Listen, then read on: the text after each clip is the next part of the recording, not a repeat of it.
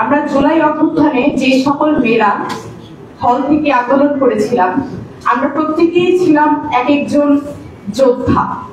অনেক মেয়ে যে জীবনের প্রথমবারের মতো অন্যায়ের বিরুদ্ধে মুখ খুলেছিলাম আমরা।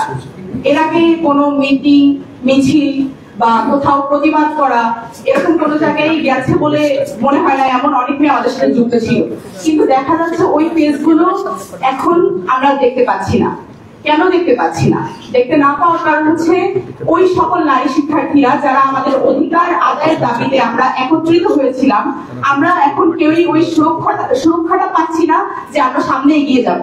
আমি নিজে যখনই ক্যাম্পাসে কোনো একটা বিষয় নিয়ে কথা বলতে যাচ্ছি, আমি নানান ধরনের বুলিং এর শিকার হচ্ছি। আমাকে বলা হচ্ছে যে আমি আমাকে শ্লীলতা হানিমূলক কথা বলা হচ্ছে।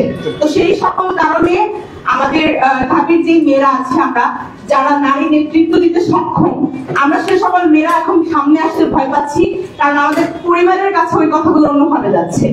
তো এই শিক্ষার্থীদের যদি আমরা এগিয়ে নিয়ে আসতে চাই, তাহলে সমাজের যে সকল পরিবর্তন আমার মনে হয় প্রয়োজন, তা হলো প্রথমেই আমাদের মানসিকতার সংস্কার প্রয়োজন প্রথমত।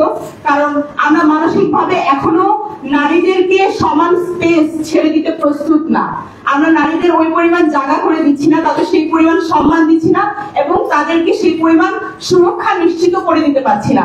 আমি আমার নিজের ক্যাম্পাসে এখনো নিরাপদ ফিল করি না। সব সময় যে কোনো একটা ভাইরাল ইস্যুতে অথবা কোনো সমস্যা নিয়ে ক্যাম্পাসের যখন আমি কথা বলতে চাই বা কথা বলি, একটা পোস্ট করি, আপনারা হয়তো জানবেন আমাদের ঢাকা বিশ্ববিদ্যালয়ের শিক্ষার্থী সংসদ নামে একটা পেজ আছে, যেখানে আমরা শিক্ষার্থীরা আমাদের বিভিন্ন সমস্যা এবং সমাধান নিয়ে কথা বলে থাকি।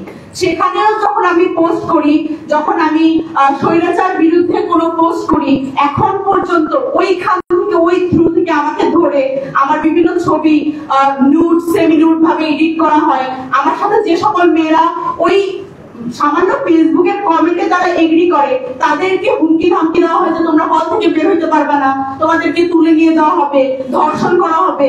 এই ধরনের নানান ধরনের হুমকি ধামকি যখন তাদের দেওয়া হয়, আমার মনে হয় না আমার মতো যারা একটা নিম্ন মধ্যবিত্ত কিংবা মধ্যবিত্ত ফ্যামিলি থেকে উঠে আসা মেয়ে যারা সমস্যার প্রতিবাদ করে দেখলে তারা সামনে কথা বলার সুযোগ পাবে বা সেই সাহসটা তারা ধরে রাখতে পারবে।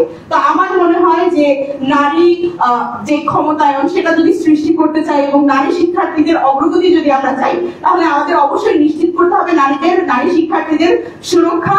আমরা ওই ধরনের প্রতিকূলতা যদি কাটিয়ে উঠতে পারি, আমার মনে হয় বাংলাদেশে নারী ক্ষমতায়ন, নারী ছাত্রীদের নেতৃত্ব এগিয়ে যাবে এবং তারা সামনে আরো দেশের বড় বড় জায়গায় নিজেদের কন্ট্রিবিউশন রাখার সুযোগ পাবে বলে আমি মনে করছি।